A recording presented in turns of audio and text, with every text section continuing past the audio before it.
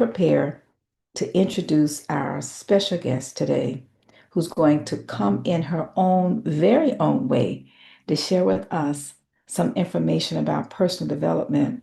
We're going to pull up her bio so that you can see it. I'm just going to talk a little bit about her because she's been here before and a phenomenal person she is. So I want to thank again Michelle for bringing back to us Dr. Katherine E. James. And as you can see here, she's a published author, transformational speaker, and a licensed professional counselor and university professor. She thrives in creating live, intimate, transformational experiences, and she does it every single day. So we're going to encourage you as she shares, follow her, connect with her. Trust me, you will be all the better for it. So, Dr. James, life's intention is for every soul, yes, soul, to know, love, and know that they are loved. In her deepest belief that love always wins and the world is changed for the better, one loving action at a time. But she also thrives in creating live, intimate, transformational experiences. And like I shared, she does it every single day.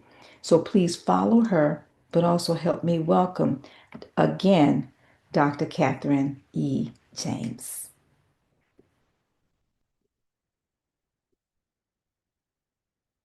Thank you, thank you, thank you.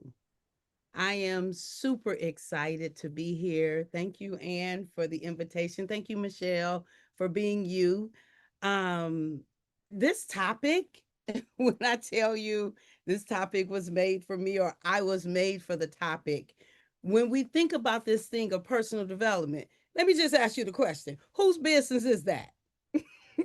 It is nobody else's business. I think that, thank you, Angelina. It's nobody else's business to develop you but you.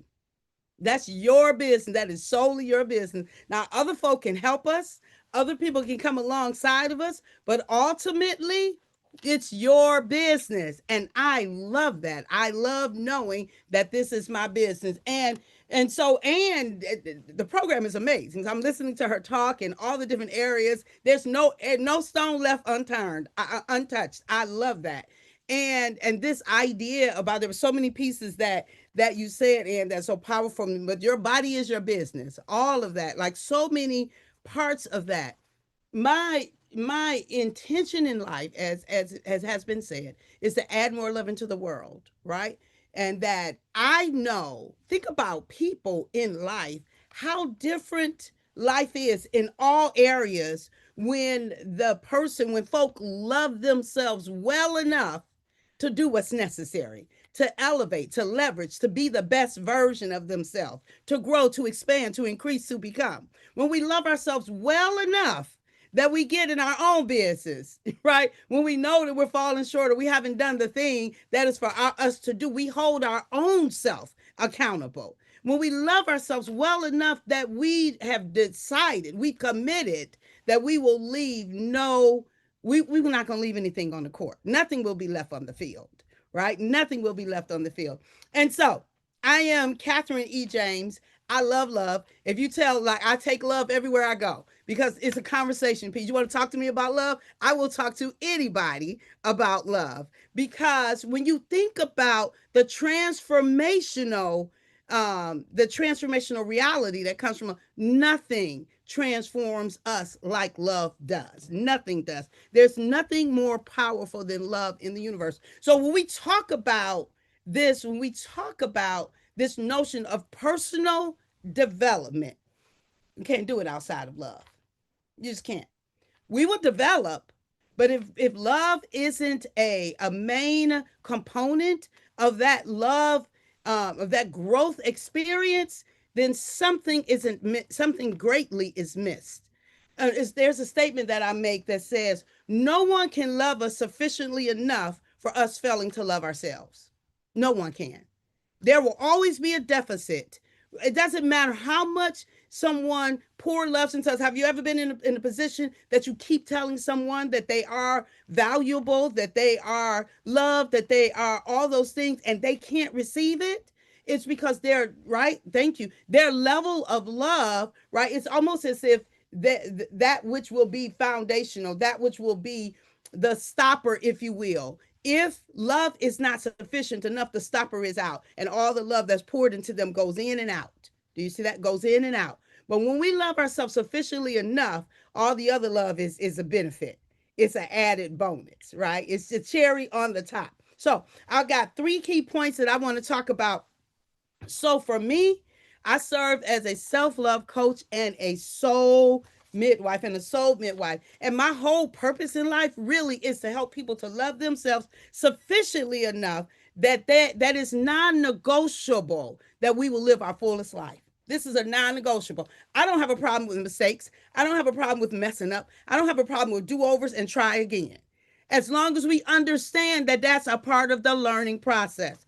And so, one, two, 3 things that I want to talk about before we get off. One, I had to come up with a kind of a drop the mic ending for something that I was learning to do.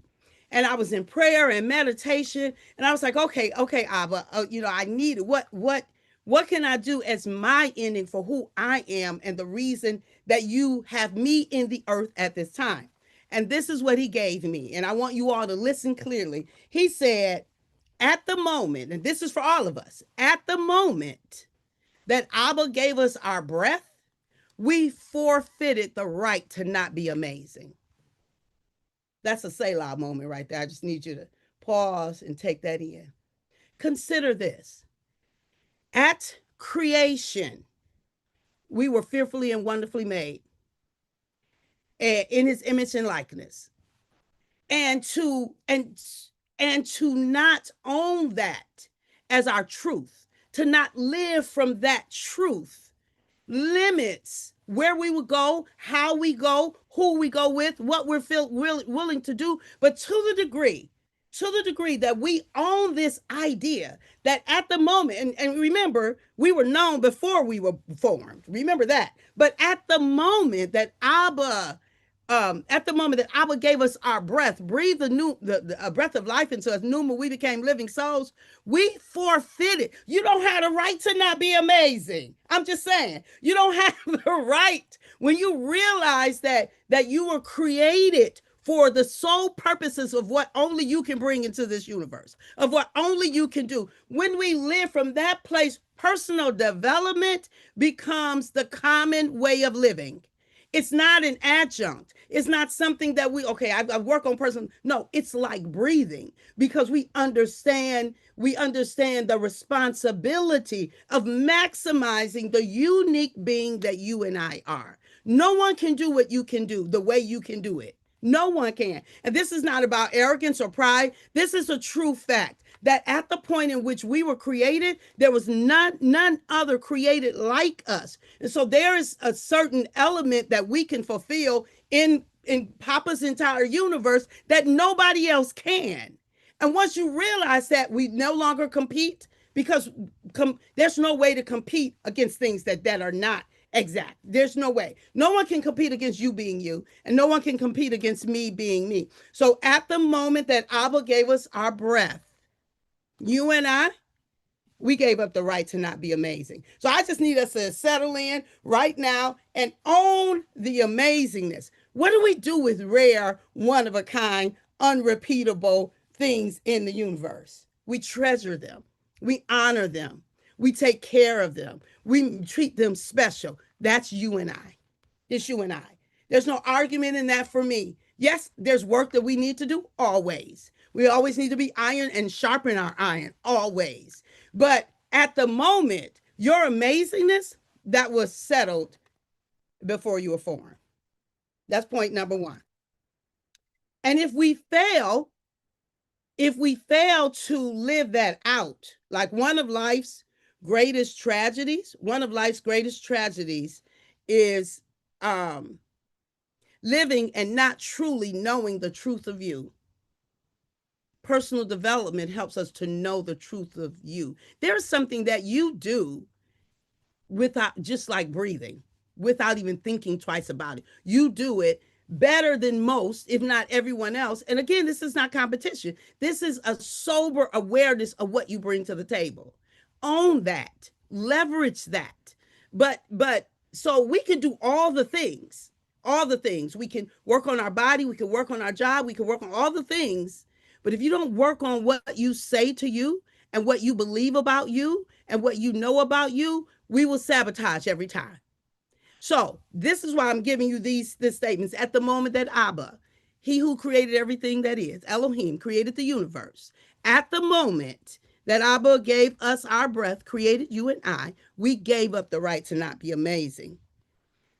And so when we think about a tragedy of not really knowing the truth of you, I invite you to just spend some time of nothingness, inviting yourself to unpack the truth of you today. The truth. There's some eternal truths about you, but then there's some truths about us, if you will, that unpack and are developed over time.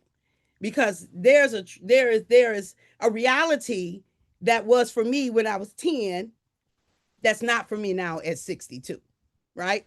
All right. So another okay, where is it? Another bullet point is for, okay, so consider this. For we can render unto God and humanity no greater service than to make the most of ourselves. We can render unto God and humanity no greater service than to make the most of ourselves. Beloved, I cannot begin to tell you um, the absolute imperative for us to do whatever work we need to do. My work focuses on thinking, feeling, and relationships because I know our thoughts will cause us to feel something that will hinder all of our relationships, starting with the relationship with ourselves. So that's where our focus, pouring love into our thinking so that we can positively leverage everything else about us. So I want to read this last thing, and you probably heard this poem before, but when you think about this idea that we can render unto God and humanity no greater service than to make the most of ourselves, I want to read the Howard Thurman poem. And it aligns with kind of what Anne was talking about at the end about basically preparing to leave well.